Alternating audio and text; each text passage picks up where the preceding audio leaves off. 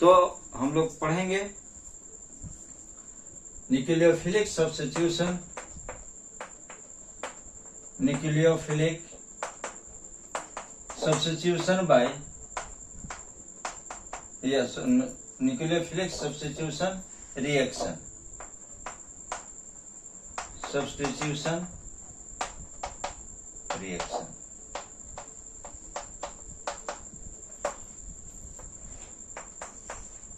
यह जो nucleophilic substitution reaction जो है, इस न्यूक्लियोफिलिक सब्स्टिट्यूशन रिएक्शन जो कि हम लोग SN1 मैकेनिज्म की बात करेंगे, इसमें हम लोग को SN2 मैकेनिज्म भी पढ़ना है, इसमें हम लोग को SN2 प्राइम भी पढ़ना है या SN2 डैश भी पढ़ना है। कई तरह का न्यूक्लियोफिलिक सब्स्टिट्यूशन की बात हम लोग करेंगे। यानी ये जो है हम लोग जो न्यूक्लियोफिलिक सब्स्टिट्यूशन लिखेंगे पार्ट बी। पार्ट ए की बात हम लोग कर चुके हैं, अब पार्ट बी की बात कर रहे हैं। यह जो पार्ट बी जो है nucleophilic substitution reaction,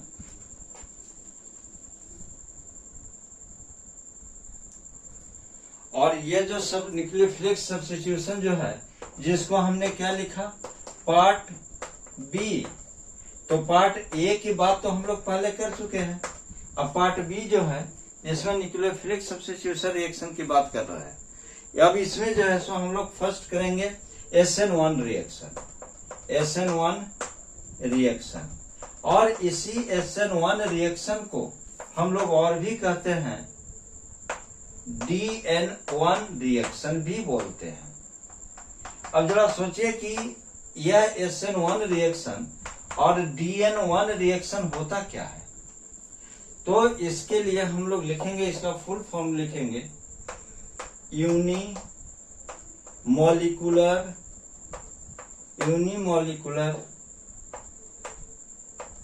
nucleophilic substitution, और इसी को लिखेंगे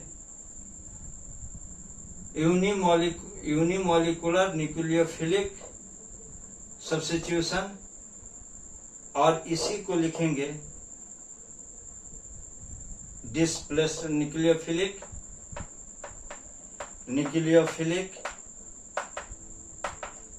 डिस्प्लेसमेंट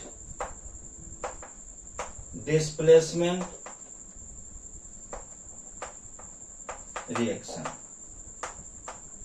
यह जो है सो इसका फुल फॉर्म है, ठीक है ना। यह जो है सो हम लोग SN1 रिएक्शन की बात हम लोग को करना है। अब जरा सोचिए कि इसको यूनिमोलिकुलर रिएक्शन क्यों कहा गया है। ये तो चलिए पता चल जाता है कि ये जो है सो डिस्प्लेसमेंट भी न्यूक्लियोफिलिक डिस्प्लेसमेंट भी कहा गया है, यूनिमोलिकुलर न्यूक्लियोफिलिक डिस्प्लेसमेंट भी कहा गया है। मतलब यह जो है सो यहाँ पर जो ग्रुप जो है उसको डिस्प्लेस होना, सिंपल सी लॉजिक है। लेकिन जरा सोचिए कि यूनिमोलिकुलर क्यों कहा गया है, 1 का प्रयोग SN1 क्यों कहा गया है। कोई भी रिएक्शन होता है तो उसका तो कुछ तो लॉजिक है। यहां से हम लोग समझेंगे order of reaction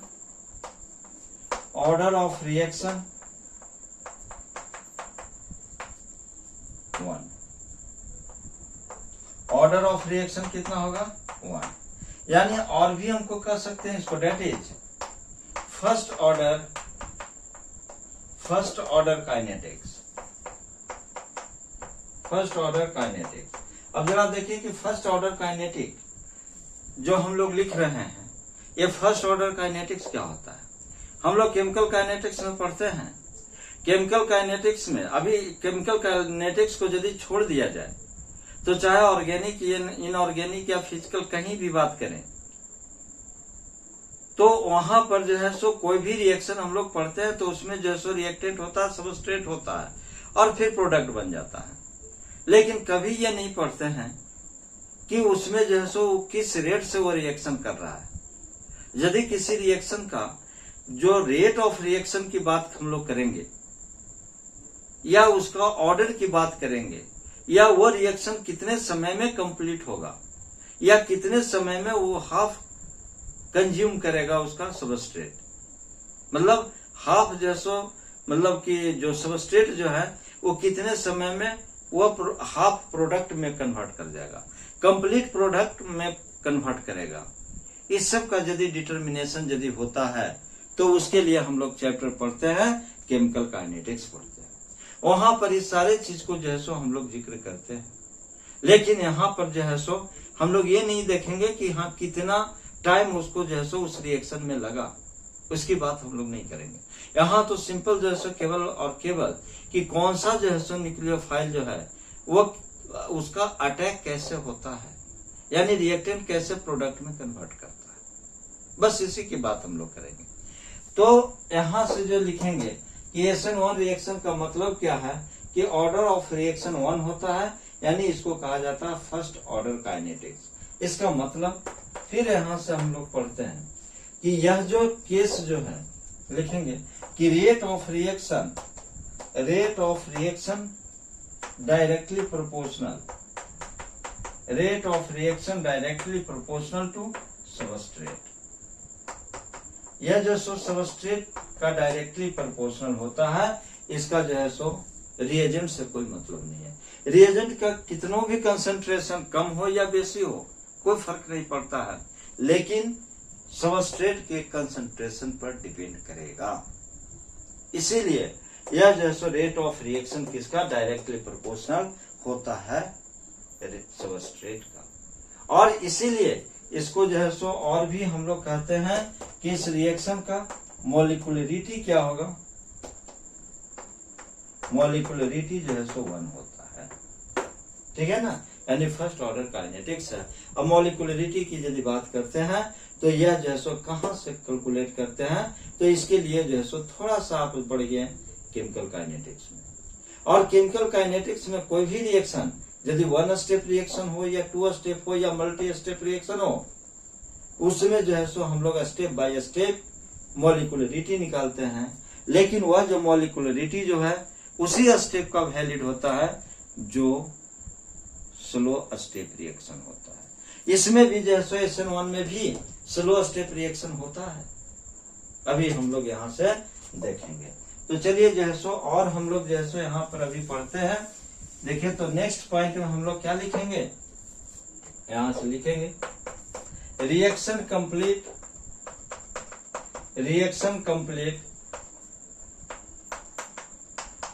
in 2 steps. 2 steps बहुत इंपॉर्टेंट कॉन्सेप्ट है। 2 स्टेप में रिएक्शन कंप्लीट होता है, तो 2 स्टेप रिएक्शन में जो फर्स्ट स्टेप रिएक्शन होता है वो क्या होता है और सेकेंड स्टेप रिएक्शन क्या होता है। तो यहां से लिखेंगे स्टेप फर्स्ट। स्टेप फर्स्ट जो होगा इसके लिए लिखेंगे फॉर्मेशन ऑफ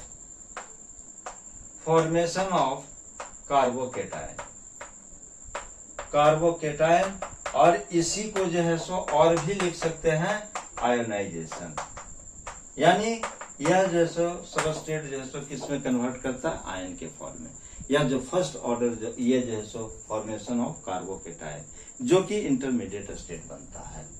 अब सेकेंड जो है यहां से जो है सो अब फर्स्ट ऑर्डर रिएक्शन तो हम लोग देख लिए, अब यहां से सेकेंड स्टेप इसका क्या होगा, स्टेप सेकेंड।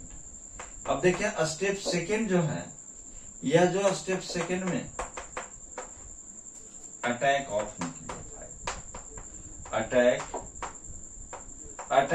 न्यूक्लियोफाइल, बहुत इंपॉर्टेंट कॉन्सेप्ट। यह जो अटैक ऑफ न्यूक्लियोफाइल जो है, देखिए तो अटैक ऑफ न्यूक्लियोफाइल जो है, अब इस अटैक ऑफ न्यूक्लियोफाइल में यदि attack of nucleophile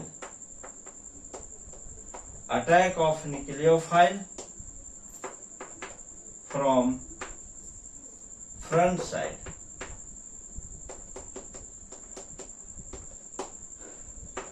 then process is retention.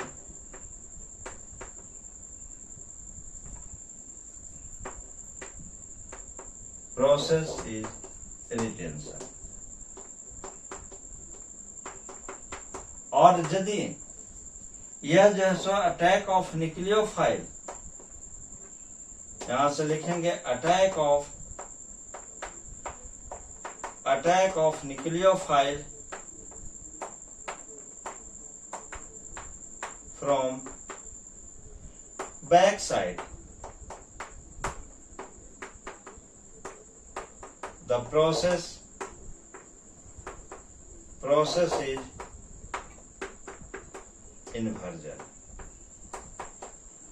inversion of configuration, या इसी को जो है सो वाल्डन इन्वर्जन कहते हैं। ठीक है, बहुत इंपॉर्टेंट कॉन्सेप्ट है। देखिए अब यहां से आप ये भी लिख सकते हैं कि first step first is slow process, यह जो है सो स्लो प्रोसेस होगा और इसी को हम लोग कहते हैं इट इज रेट डिटरमाइनिंग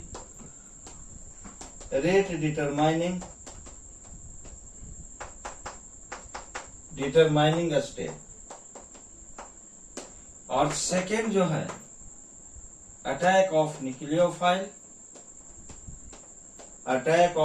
यहां से लिखेंगे step second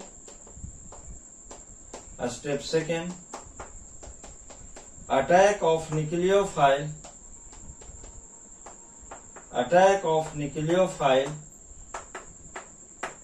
is first step. ठीक है ना, मतलब इससे यह जो है सो 2 स्टेप रिएक्शन है। SN1 मैकेनिज्म या SN1 रिएक्शन जो है सो 2 स्टेप रिएक्शन है। स्टेप फर्स्ट में क्या होता है, फॉर्मेशन ऑफ कार्बोकेटायन, या फिर इसी को आयोनाइजेशन भी हम लोग कहते हैं। अब attack of nucleophile second step, यह जो है सो वेरी फास्ट स्टेप होता है। इस अटैक ऑफ न्यूक्लियोफाइल यानी सेकेंड स्टेप से कभी भी रेट ऑफ रिएक्शन को डिटरमाइन नहीं किया जा सकता है, लेकिन ये फर्स्ट स्टेप से ही रेट ऑफ रिएक्शन को डिटरमाइन किया जाता है, क्योंकि यह जो है सो स्लो स्टेप प्रोसेस होता है। और जो स्लो स्टेप प्रोसेस जो होता है वही जो है so rate of determining step कहलाता है। वहीं से रेट को जो है सो यह रिएक्शन जो है सो किस रेट से हो रहा है इसको जो है सो हम लोग मेजर करते हैं। क्लियर है? अब जरा सोच लीजिए कि यह जो स्टेप फर्स्ट जो है, यह स्टेप फर्स्ट जो है आपको एंडोथर्मिक रिएक्शन होगा, जबकि स्टेप सेकंड की यदि बात करते हैं तो स्टेप सेकंड जो है वह जो सो क्या होगा, एक्सोथर्मिक रिएक्शन होगा। मतलब SN1 reaction are endothermic as well as exothermic. ठीक है ना, जबकि SN2 रिएक्शन की यदि बात करें वह जो है सो केवल और केवल जो है सो एक्सोथर्मिक होता है, क्योंकि उसमें फर्स्ट स्टेप जो है नहीं होता है। वो फर्स्ट स्टेप जो है उसमें जो है सो एब्सेंट रहता है। यानी हम कह सकते हैं कि यह जो है सो न्यूक्लियोफाइल का अटैक और जो है सो लिविंग ग्रुप का रिमूव होना, यह दोनों सब प्रोसेस होता है। इसीलिए वहां पर एक ट्रांजिशन स्टेट का फॉर्मेशन होता है, और वह ट्रांजिशन स्टेट जो होता है वो पेंटावैलेंट होता है। क्लियर है? तो इस तरह से जो है सो हम लोग अब ये जो हम लोग जो देख रहे हैं अटैक ऑफ न्यूक्लियोफाइल, यह जो है सो क्या होता है, रिटेंशन। यानी इसी रिटेंशन में मतलब यह जो SN1 रिएक्शन जो है इसमें रेशमाइजेशन का भी प्रोसेस होता है और वाल्डन इन्वर्जन का भी प्रोसेस होता है, लेकिन परसेंटेज किसका ज्यादा होगा, परसेंटेज जो है सो रेशमाइजेशन का होगा। आगे जो है सो हम लोग यहाँ पर अब ये डिपेंड किस पर करेगा कि न्यूक्लियोफाइल का अटैक फ्रंट से हो रहा है या न्यूक्लियोफाइल का अटैक बैक साइड से हो रहा है। यदि न्यूक्लियोफाइल का अटैक फ्रंट साइड से होता है या एनी डायरेक्शन से हो, वहां पर जो है सो आपका क्या होगा, रिटेंशन होगा, या वहां पर जो है सो आपको क्या होगा, रेशमाइजेशन का प्रोसेस। लेकिन यदि वही बैक साइड से होता है न्यूक्लियोफाइल का अटैक, इसका मतलब है वाल्डन इन्वर्जन प्रोसेस होगा, और उसी वाल्डन इन्वर्जन प्रोसेस को इन्वर्जन भी कहा जाता है। क्लियर है? तो अब जो है सो यहां से हम लोग देखते हैं कि यह जो है किस तरह से, अब एक रिएक्शन से हम लोग समझेंगे इसको कि किस तरह से जो है यह स्टेप फर्स्ट और सेकेंड की बात करता है। तो यहां से हम लोग देख सकते हैं, जैसे एग्जाम्पल के केस में ले लें CH3 और CH3 CH3 Cl, यह जो है सो एक कंपाउंड है। अब इस कंपाउंड में जो है यदि हम H2O के साथ रिएक्शन करा तो हमारा प्रोडक्ट क्या बनेगा, मैकेनिज्म देखिए। यह जो इसका मैकेनिज्म जो है यहां से लिख सकते हैं। स्टेप फर्स्ट में फॉर्मेशन ऑफ कार्बोकेटाइन का फॉर्मेशन मतलब क्या होगा, जरा सोच लीजिए। CH3 और CH3 अब यहां से Cl, ठीक है ना। अब जरा सोचिए कि यह जो रिएक्शन जो है, इस रिएक्शन में सबसे पहले क्या होता है, कार्बोकेटाइन का फॉर्मेशन होता है। अब जरा देखिए कि यह कार्बोकेटाइन बनेगा तो बनेगा कैसे। तो ये जो है सो क्लोरीन है, इसका इलेक्ट्रोनेगेटिविटी का वैल्यू 3.0 और ये कार्बन है, इसका इलेक्ट्रोनेगेटिविटी का वैल्यू 2.5। ये कार्बन जो है सो मोर इलेक्ट्रोनेगेटिव देन ये chlorine more electronegative than carbon. तो ये जो सो क्या करेगा कि यहाँ से ये क्लोरीन जो है सो इसका इलेक्ट्रॉन कार्बन के भी इलेक्ट्रॉन लेकर निकल जाएगा। तो हमारा प्रोडक्ट क्या बनेगा, यहाँ से बन जाएगा CH3 और ये जो है सो CH3 बना और CH3 ये जो है सो पॉजिटिव चार्ज होगा और यहाँ से Cl माइनस जो है सो लिविंग ग्रुप, यानी क्या होगा ये, इसको क्या बोलेंगे, लिविंग भागने वाला ग्रुप, ठीक है ना। अब जो है सो देखिए यहाँ पर ये जो कार्बोकेटाइन बना, यह जो कार्बोकेटाइन क्या होगा 3 डिग्री कार्बोकेटाइन, यह जो है सो इंटरमीडिएट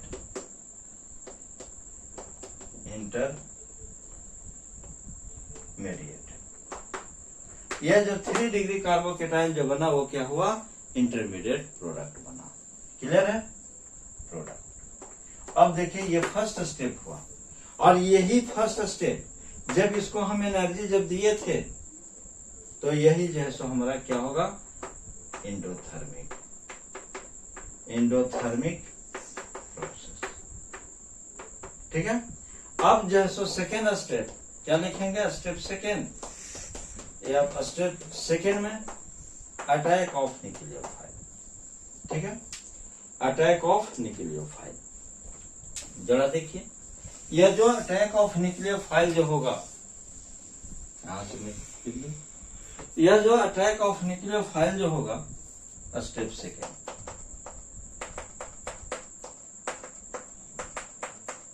अटैक ऑफ न्यूक्लियोफाइल।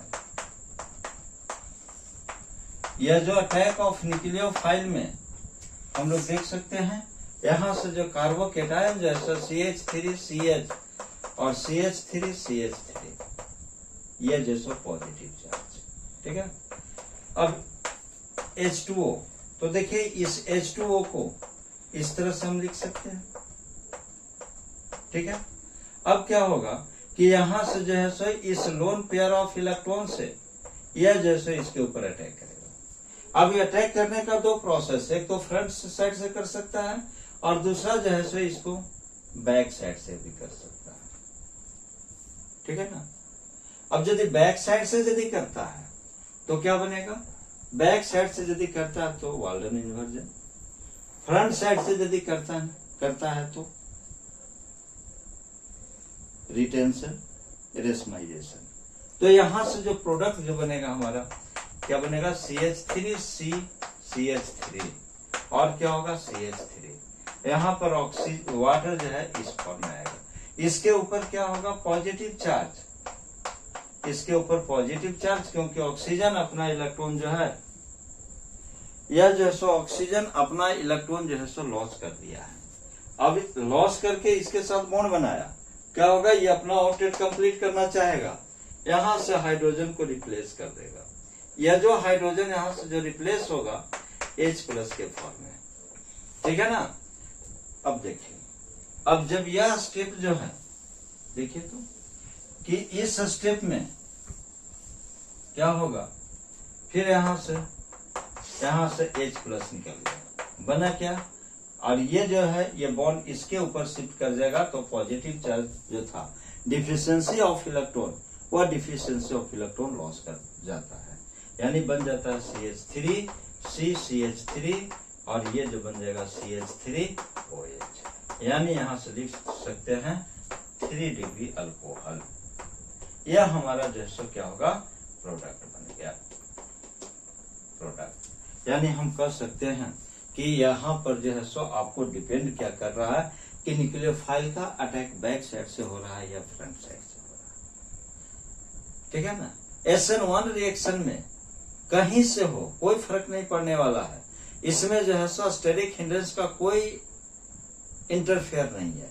लेकिन जब यही SN2 रिएक्शन जब होगा, उस SN2 रिएक्शन में स्टेरिक हिंड्रेंस का मामला आ जाता है, और जिसकी वजह से वह जो है सो हमेशा बैक साइड से न्यूक्लियोफाइल का अटैक होता है।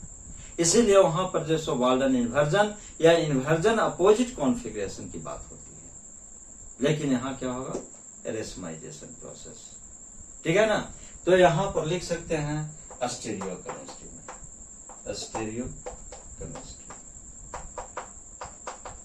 स्टीरियोकेमिस्ट्री में हम लोग लिख सकते हैं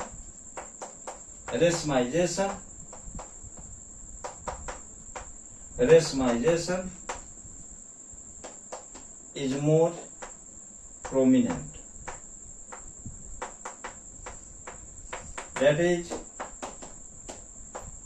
80% to 95%, while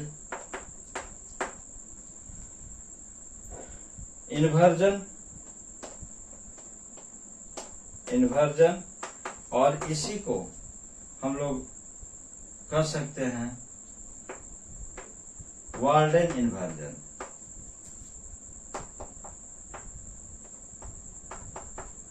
और inversion opposite configuration, inversion opposite configuration,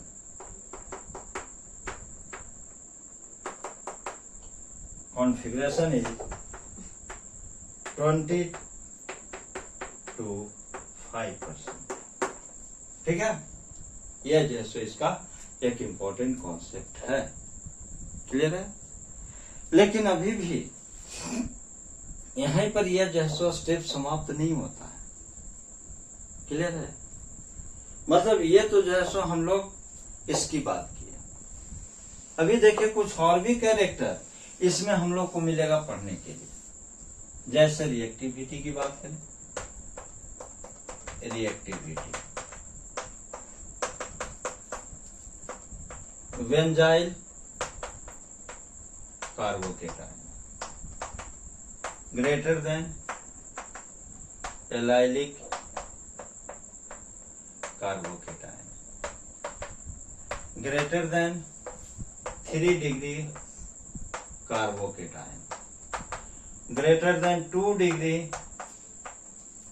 carbocation greater than 1 degree carbocation greater than methyl carbocation,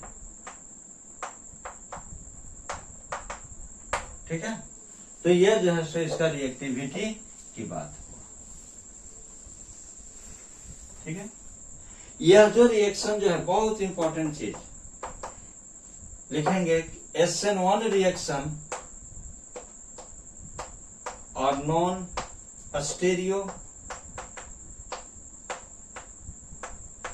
specific and non stereo selective,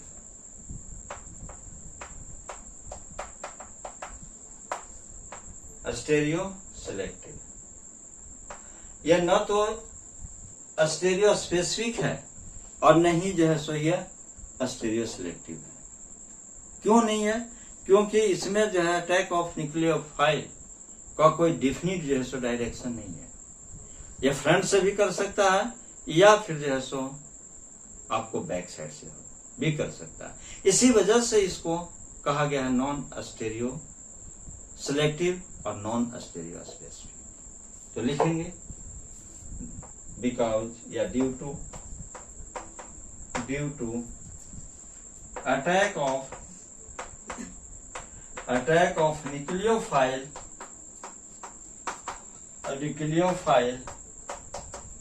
is not specific. ठीक है, असर्शन रीजन का बहुत ही इंपॉर्टेंट कॉन्सेप्ट बन सकता है, ध्यान रखेंगे। इसके बाद जो है और भी हम लोग यहां से देख सकते हैं इंटरमीडिएट ऑफ, यानी लिख सकते हैं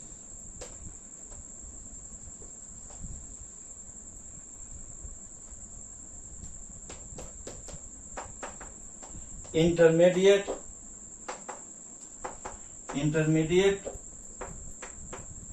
product is carbocation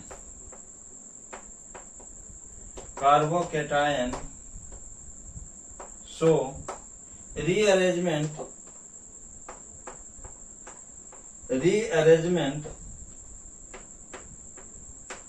are not possible।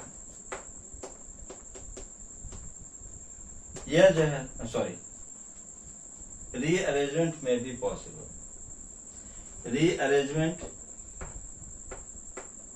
में भी पॉसिबल। अब देखिए यहां पर जो है कहता है intermediate product is carbocation, intermediate product जो है सो क्या है, कार्बोकेटायन है, इसीलिए रीअरेंजमेंट पॉसिबल होगा। जबकि SN1 मैकेनिज्म में SN2 रिएक्शन में या SN2 मैकेनिज्म में यह जो है सो रीअरेंजमेंट पॉसिबल नहीं होता है। ठीक है ना, तो यहां से हम लोग लिखेंगे नेक्स्ट पॉइंट में। देखिए एक reaction CH3 CCH3 CHCH3 Br। ठीक है, इथाइल अल्कोहल, तो प्रोडक्ट क्या बनेगा, मैकेनिज्म। फर्स्ट स्टेप में क्या कहता है, कार्बोकेटायन का फॉर्मेशन होगा। चलिए देखिए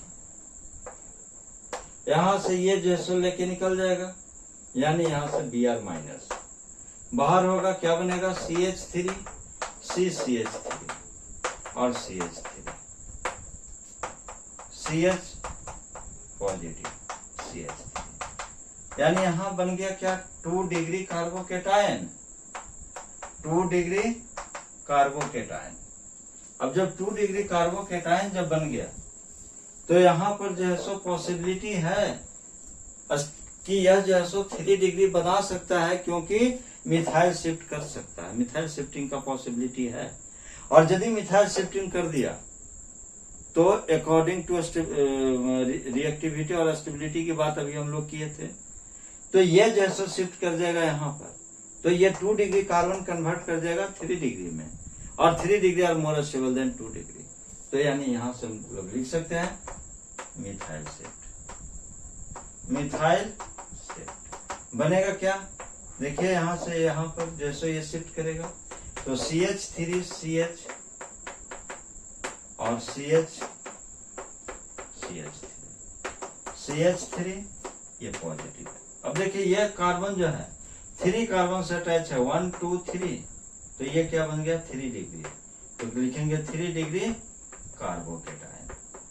और जब 3 डिग्री कार्बोकेटायन जब बन गया तो फिर क्या होगा, देखिए यहां से लिखेंगे इथाइल अल्कोहल CH3 CH3 और CH single bond CH3 positive charge. अब यहां से ये लोन पेयर जो है, देखिए तो ऑक्सीजन के ऊपर लोन पेयर, ये लोन पेयर का अटैक इसके ऊपर, लोन पेयर के साथ, तो बनेगा क्या CH3 CH3 CH3 और OH इथाइल।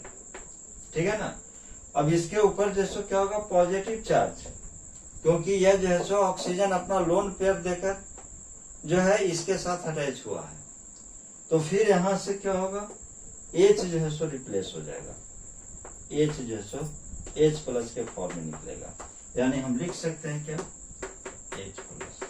और जब H प्लस के फॉर्म में निकलेगा तो product CH3C CH3,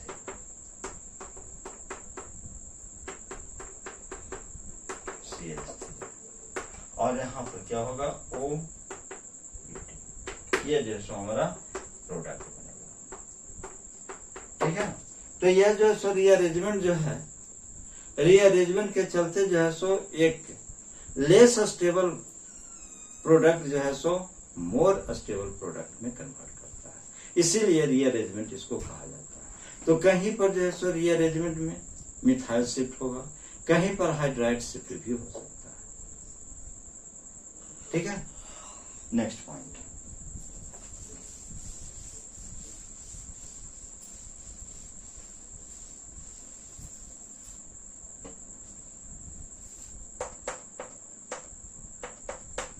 if optically active substrate, if optically active substrate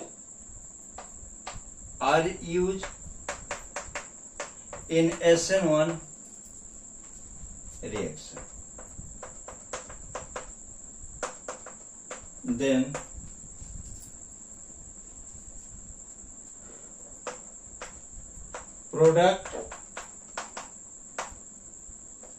product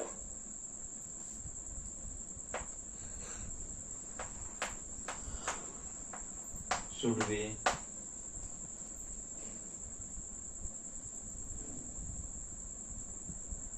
racemic mix।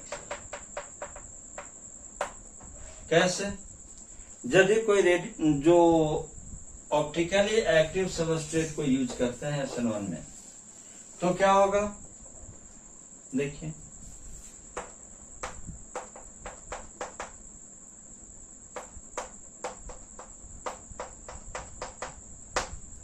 यह जो प्रोडक्ट जो है, देखिए ये जो कार्बन जो है, ये कार्बन 4 डिफरेंट ग्रुप से अटैच है, CH3 Cl H और PH।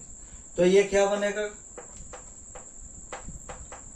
इसको लिखेंगे कायरल कार्बन, और कायरल कार्बन है, इसका मतलब यह जो है सो ऑप्टिकली एक्टिव कंपाउंड।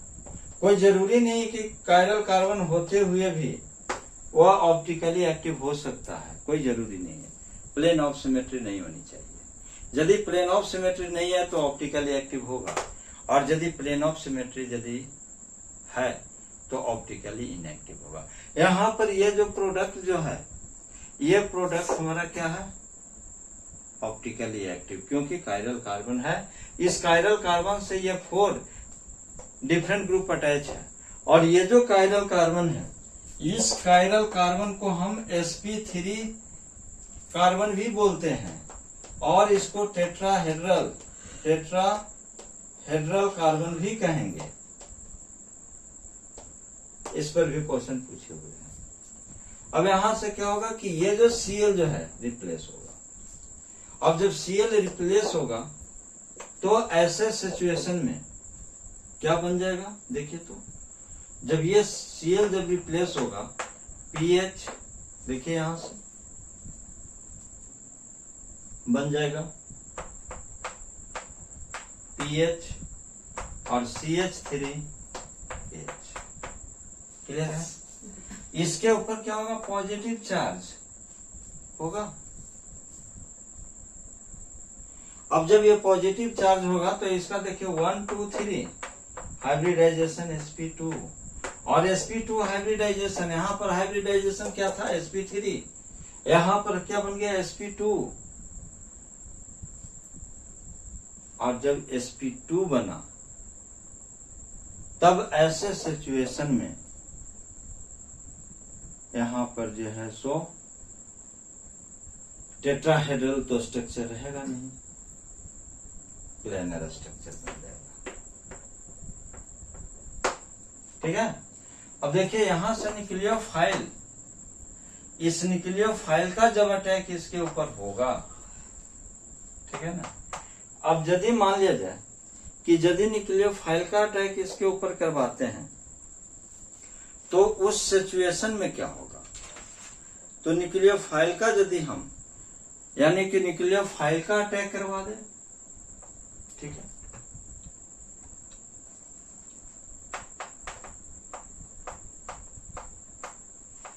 इसका अटैक इसके, तो यहां से प्रोडक्ट जो बनेगा वो D&L फॉर्म होगा, और 50% D एंड 50% L क्या बोलेंगे, रेशमिक मिक्सचर।